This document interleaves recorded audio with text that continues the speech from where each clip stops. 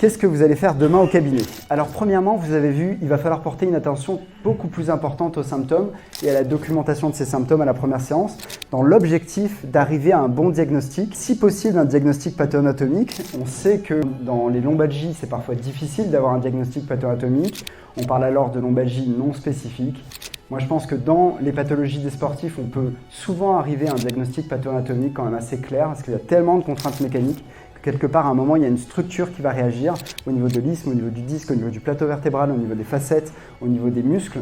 Donc ça va être très important d'arriver à un diagnostic assez précis pour essayer d'apporter une réponse la plus spécifique possible.